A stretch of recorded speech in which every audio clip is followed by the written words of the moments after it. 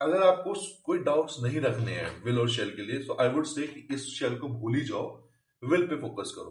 क्योंकि मैंने स्टार्टिंग में ऐसा ही किया था, क्योंकि आई नो, क्योंकि जो बंदा सीख रहा होता है ना, जैसा सीख रखी होती है ऑलरेडी, उसके लिए तो बहुत ईजी होता है कि कहाँ यूज करना है विल और शेल।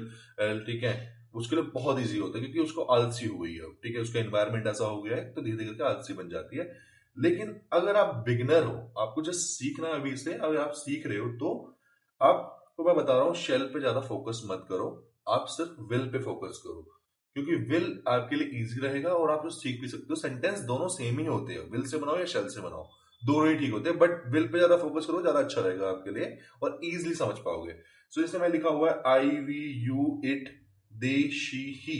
सबके साथ अगर आप फ्यूचर की बात कर रहे हो तो वहां पे आएगा विल।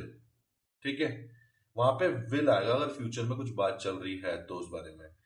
और इसकी नेगेटिव फॉर्म है विल नॉट। इसे विल नॉट लिखो या विल लिखो, अगर पॉजिटिव में लिखना है तो विल लिखोगे आप, नेगेटिव में लिखना है तो विल नॉट लिखोगे। अब इसकी भी एक शॉर्ट फॉर्म है, विल नॉट की शॉर्ट फॉर्म है ये वुंट, इसे पढ़ते हैं वुंट। ठीक है, WON एपोस्ट्रोफी टी, हो गया, या हो गया वुंट।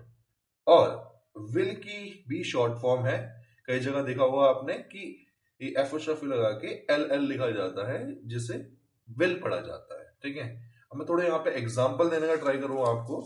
सो सपोज जैसे कि कहीं जगह लिखा हो, और मान लो यहाँ पे ऐसे कोई सेंटेंस है, यहाँ पे ऐसे लिखा आ रहा है, सो इसका मतलब ही विल है, आई विल की बात चल रही है वहां पे। या फिर जो भी सब्जेक्ट लिखा हुआ है, जैसे कि मान लो यहाँ पे लिखा आता है ही, फिर इसमें आता है ऐसे, तो भी ये ही विल की बात चल रही है यहाँ पे।